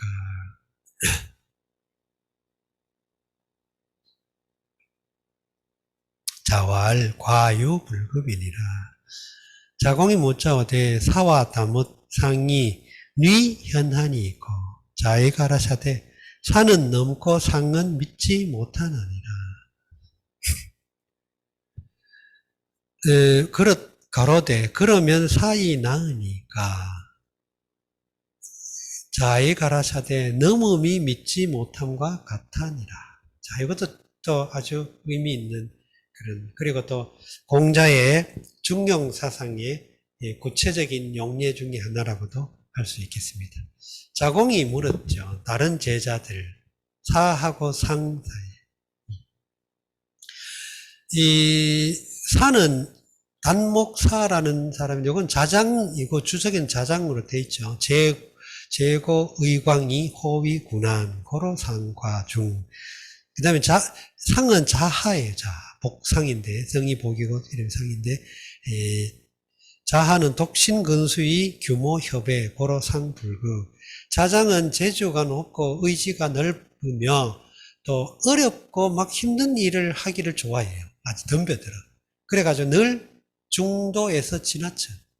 자하는 독신근수, 아주 독실하게 자기 그 어떤 걸 믿고 신중하게 지켜. 자기 어떤 적절함을 지켜. 그리고 또 자기 지조를 지켜. 그런 규모가 협해. 그래서 어떤 스케일이 좀 좁아. 그래서 항상 불급해. 미치지 못해. 이 두 가지 예를 지금, 주석이 그렇게 돼 있죠. 어쨌든 자공이 사와 상에 대해서 물었다는 거는 자공과 같은 제자 반열에서 자공, 자하, 자로, 또 자장 이런 사람들이 다 이제 같이 제자로서 초기 제자였던 것 같아요. 그렇게 이제 지금 서로 이렇게 자공이 보기에 자장과 자하의 기질, 성향, 자질 이런 것들을 지금 보고서 비교해서 스승의 판단을 물은 거죠. 자, 그러니까 자공이 물었어요. 사여, 상야, 숙현, 요게 물음의 내용이죠. 그럼 사와 상은에서 사람 이름이 나오니까 야를 뒤에 붙여 놓았고, 숙현에서는 누가 현명하다, 누가 어질다, 누가 뛰어나다, 자질이. 숙은 누구 숙이라고 하는 역시 의문 대명사죠. 누가 더 뛰어납니까? 이렇게 이제 물었죠. 그랬더니 선생님의 평가는 사는 과하고 상은 불급하다. 이게 적절한 중이 있다면 사는 과하고 상은 불급하다. 여기 못 미쳤어요. 요만큼 못 미쳤어요. 상은 중도, 자하는, 사는 이렇게 지나가 버렸어요. 그러니까 이제 이 자공이 단순하게 생각하기 그렇게 생각한 거예요. 그렇다면, 연즉은 그렇다면이라고 하는 굉장히 전제, 가정, 조건, 그렇다면 사가 나은가요? 라고. 사가 낫겠군요. 이 여는 의문어기지만 역시 상당히 긍정적으로 여기는 느껴지지요. 예. 그러니까 사가 낫겠군요. 라고 자기 나름의 그 약간 확신하듯이 묻는 것 같은 느낌이 들어요. 그렇다면, 이렇게 그렇다면이라고 하는 것도 전제가 되게 강한 느낌이 나죠. 그렇다면 사가 낫겠네요. 라고 하는, 낫겠네요. 긍정의 답을 기대하는 듯한 뉘앙스 같죠. 호는 정말 몰라가지고 물을 때는 호라고 하는데, 이렇게 말하면 의문이긴 하지만 여기서는 상당히 긍정적 느낌이 난다는 뉘앙스를 가지고 있다. 이렇게 볼 수 있겠습니다. 그랬더니 자왈, 과유 불급이니라. 과는 불급과 같다. 요게 우리가 현대 사람들의 언어 생활에서는 상당히 약간 뉘앙스가 다르게 쓰여요. 과유불급을 보통 우리가 일상에서 어떻게 쓰냐 하면, 지나친 것보다 차라리 모자란 게 낫다고, 이제 그런 뉘앙스로 이해를 많이 하죠.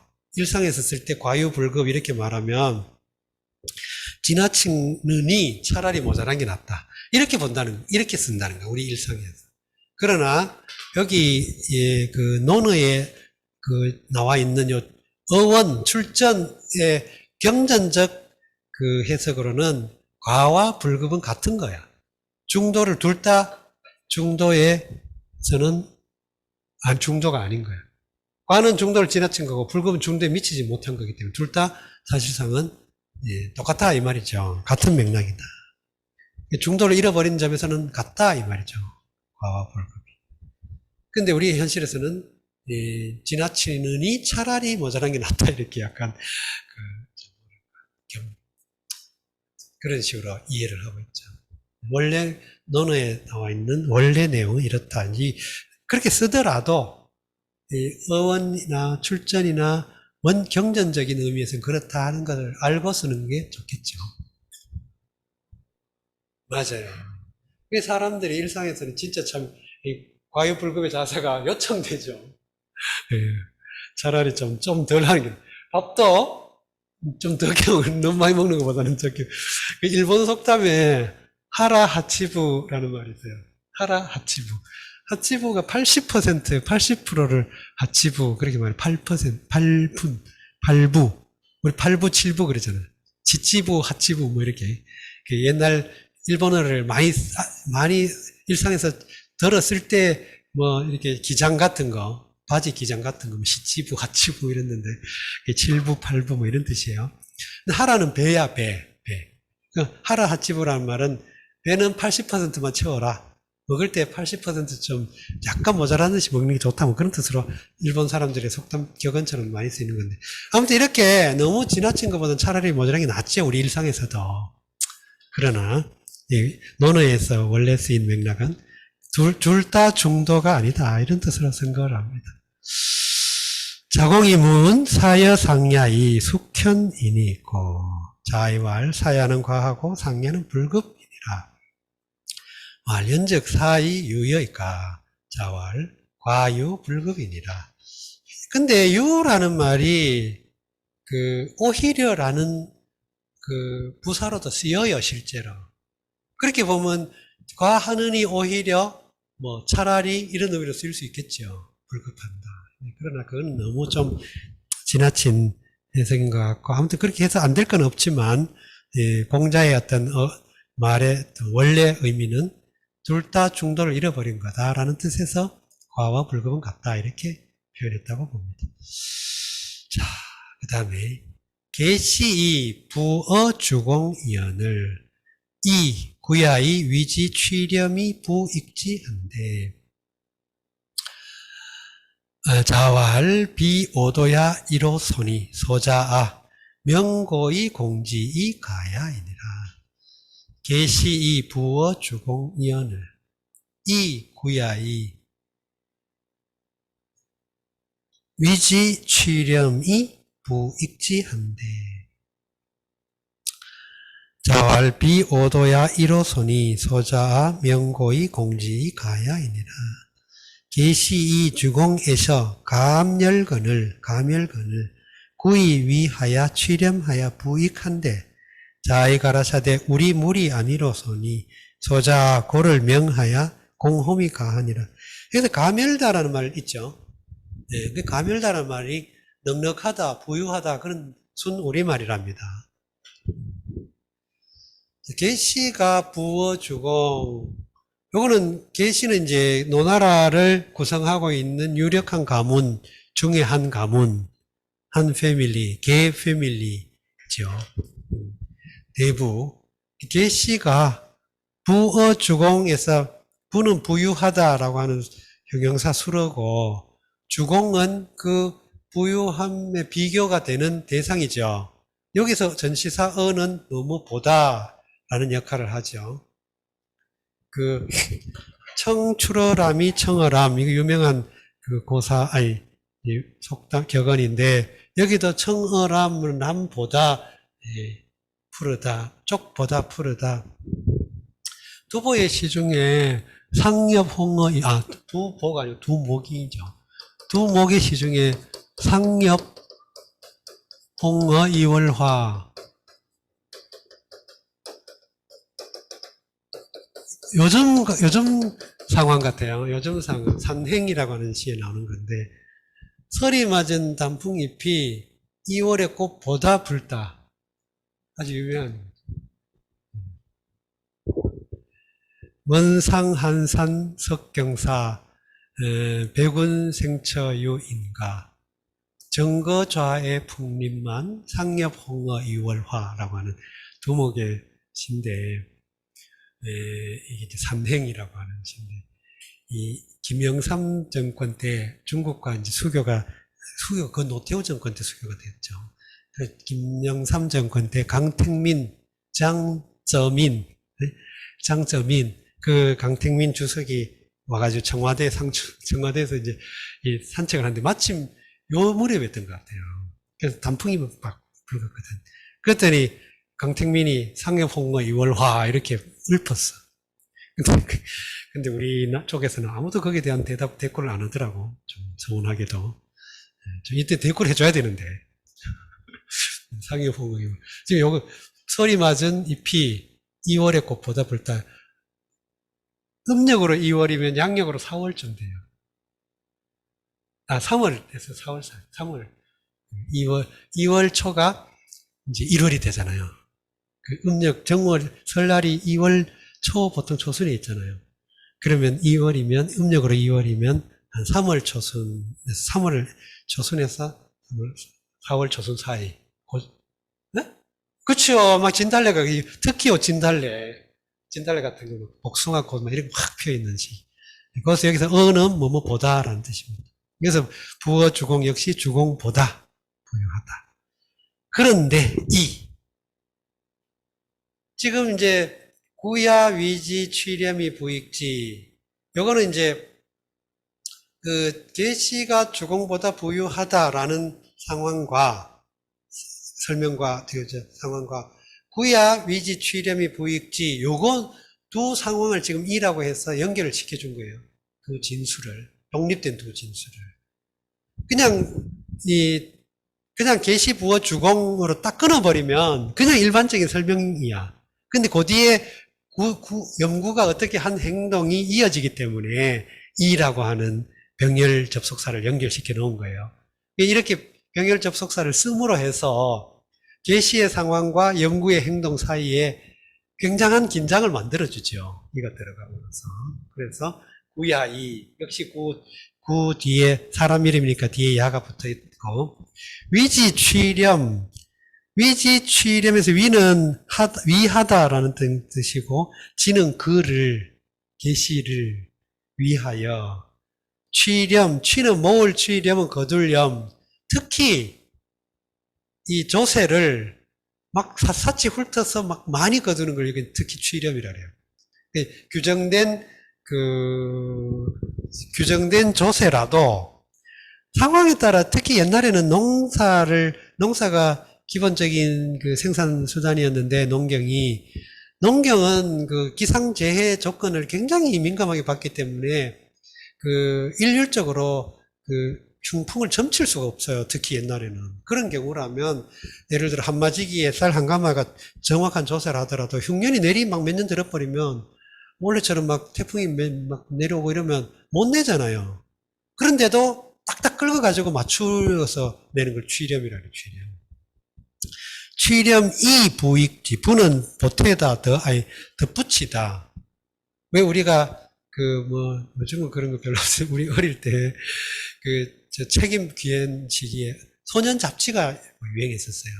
근데 그 소년 잡지 뒤에 별책 부록이라고 해가지고, 조그만한 한번 판형으로 막 재밌는 만화를 많이, 그걸 부록이라고 그랬거든요.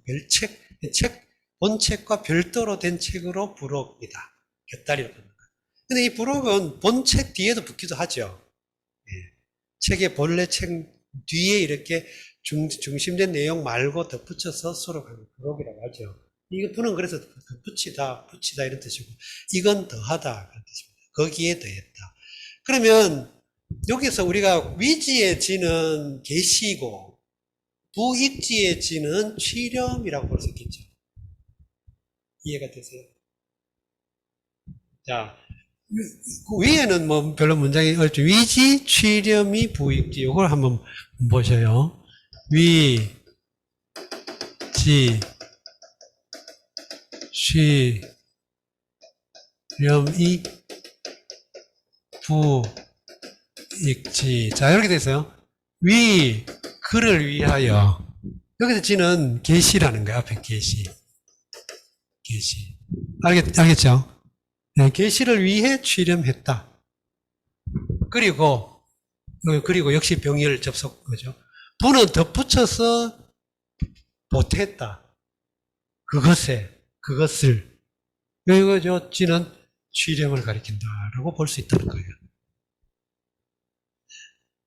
취렴했다.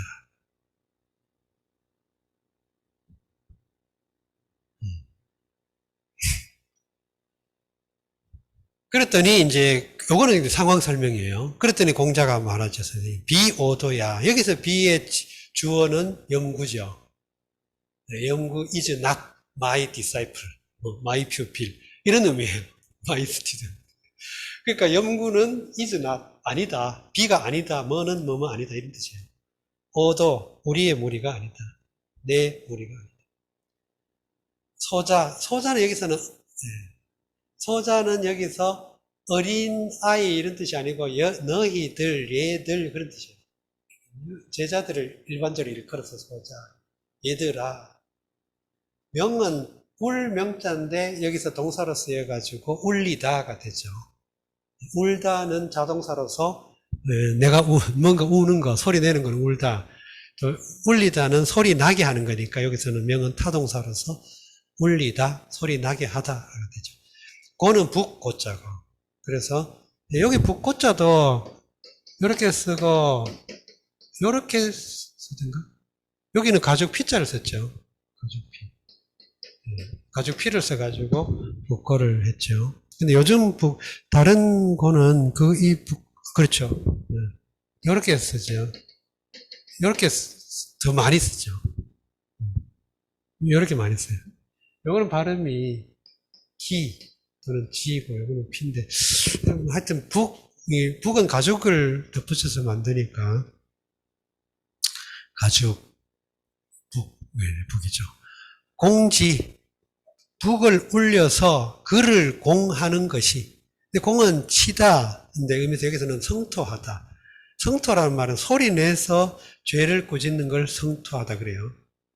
너 나쁜 놈, 너 이러이러한 잘못을 했다 하고 성토하는 거. 이걸 이제 공은 원래 어테크 이런 뜻이라기보다도 성토하다. 소리 내서 잘못을 꾸짖는 걸 공이라고. 그런 뜻으로 공을 썼다는 거예요. 공은 일반적으로 어쨌든 남한테 가하는 물리적 힘을 공이라고 하고, 구체적으로 여기 내용상으로는 때렸다 뭐 이런 게 아니고, 쳤다 이런 게 아니고, 성토했다. 북 치면서 성토했다.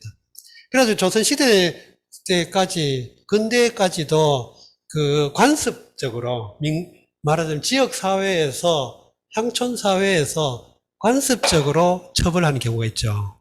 그러니까 이제 공식적인 그 처벌 경로를 따지지 않고, 그 지역사회에서, 향촌사회에서, 향촌의 질서의 기반을 두고 관습적 처벌을 할 때, 예를 들어 미풍양속을 어지럽힌 특히 그런 죄를 저질렀을 때는 물리적 폭력적인 처벌보다 이렇게 북을 등에 짊어지고 한 바퀴 동네를 돌게 하는 벌이 있어요. 그러면 사람이 지나가다 북을 등 치면서 막 놀리는, 욕하고 꾸짖고 놀리고, 그러면 완전히 명예형이죠, 일종의. 그걸 회술례라고 그랬던가? 회술례라고 그랬던 거예요.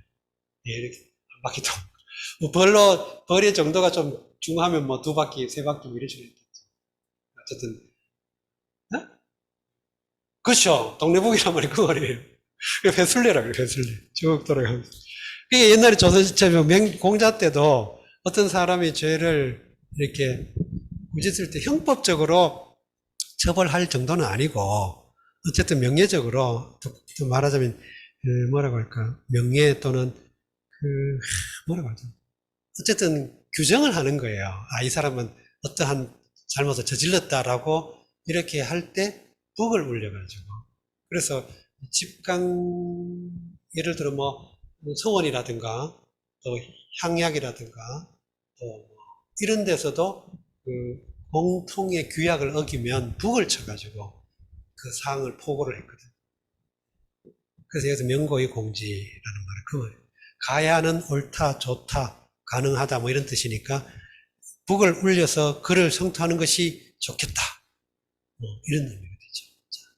계시 부어 주공 이언을 이 구야의 위지 취렴이 부익지한데 자왈 비오도야이로 소니 소자 명고의 공지의 가야이. 여기서 주공에 대해서 한마디만 좀 덧붙이면 주석에는 기본적으로는 노나라의 조상인 주공을 가리킨다고 해요. 그런데 다른 어떤 주석에는 그 주공이라고 하는 게 약간의 일종의 대유법처럼 쓰여가지고 노나라 제후, 말하자면 세습된 주공의 후손인 노나라 세습된 제후를 주공이라고 했다고 하는 설도 있어요. 그것도 뭐 일리는 있어요. 어쨌든 계시가 그 당시 실제 노나라의 중심인 제후보다 더 부조가 됐다는 거예요. 말하자면 S그룹이 공권력 국가의 권력보다 더 높아졌다. 그 말입니다. 이해가 되죠? 그런 우리 문화에서도 그런 게 있었죠. 사기업이 공권력보다 더 센 그런 경우가 있어요. 간혹가다. 그러면 공공질서가 상당히 문제가 될 수 있습니다. 아무튼 그런 상황이었던 것 같아요. 그런데 더 붙여졌어, 연구가. 진짜 공자로서는 도저히 용납하기 어려운 그런. 자, 내용은 오늘은 여기까지 하겠습니다. 혹시 질문 있어요? 그거 일단 공부를 마치고. 네.